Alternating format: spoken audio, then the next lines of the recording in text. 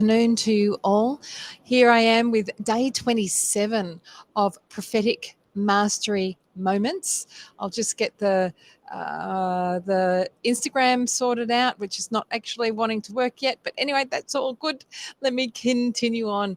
So welcome to Prophetic Mastery Moments, day 27. I'm so glad that you're here with me today. Hopefully you can hear me. I've got a new setup. You'll see in the background that I'm actually not in my normal place. I'm down in the beautiful coast side area of Lawn along the Great Ocean Road. So you hopefully can hear the ocean in the background. It's such a beautiful, beautiful day. Anyway, welcome everybody to Prophetic Mastery Moments, day 27. And I'm really glad that you're here.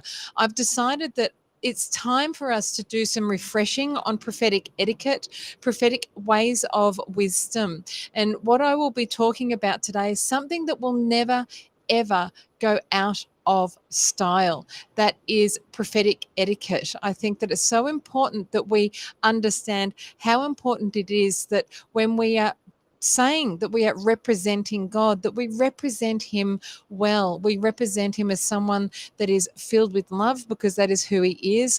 We don't fake it to make it. We actually walk in humility with integrity and honesty.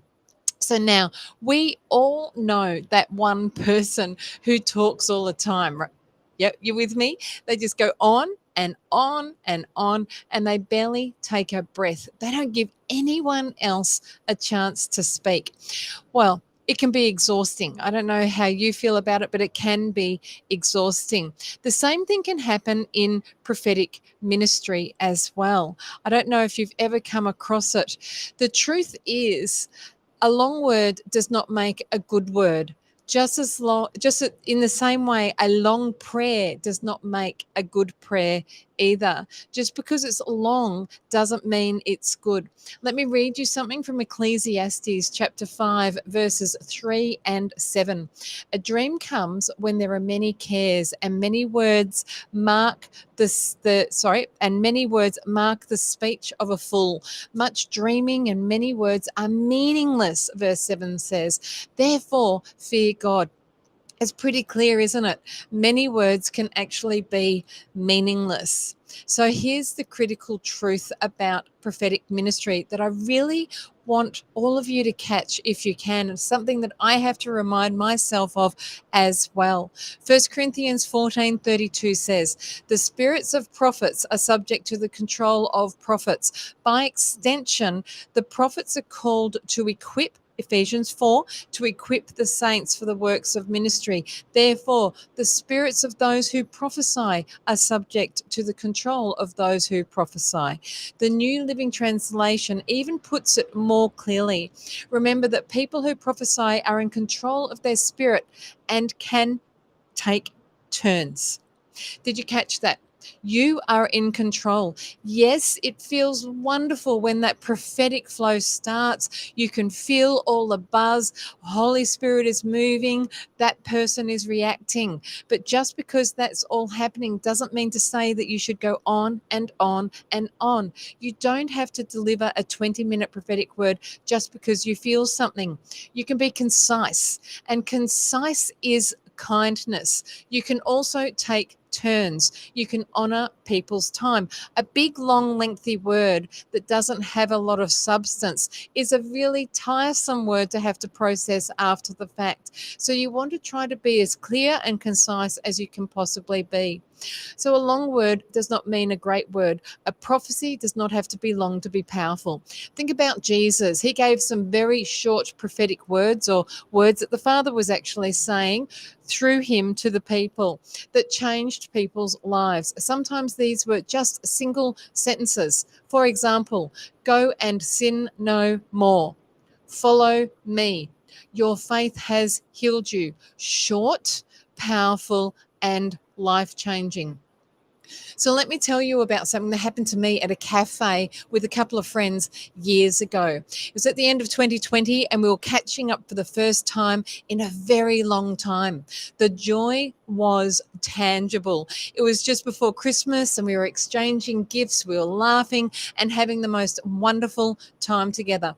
Our waitress stopped by our table and she said that she was drawn by the joy that we were expressing. She said something like, "Oh, I love gifts. Christmas is my favorite time of the year. Thank you for reminding me of this." We chatted briefly and then we offered to pray for her. She quickly said yes. Now, remember, she was working.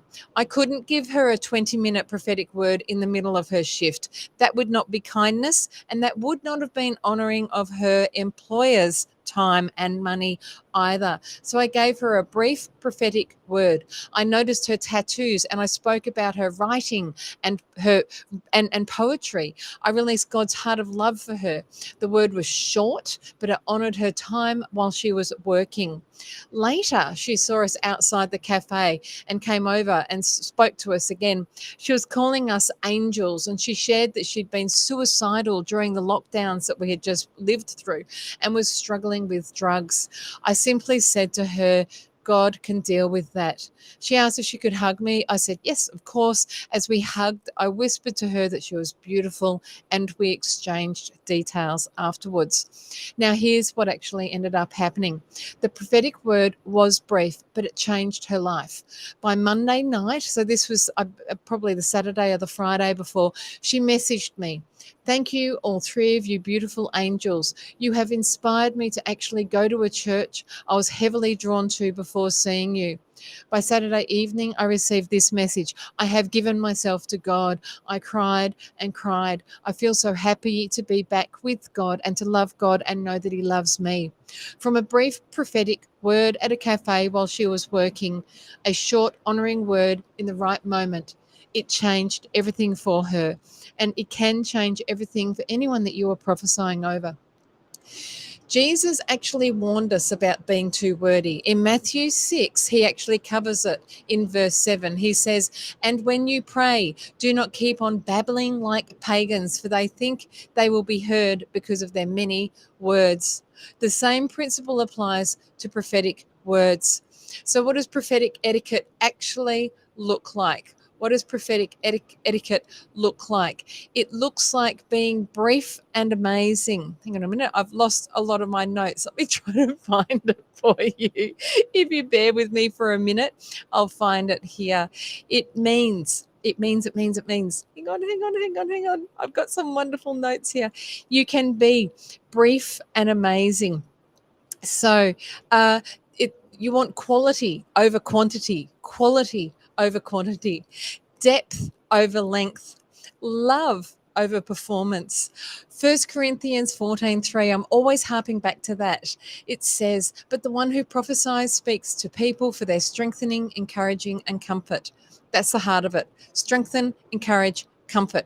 You can do that in 2 minutes just as powerfully as you can in 20.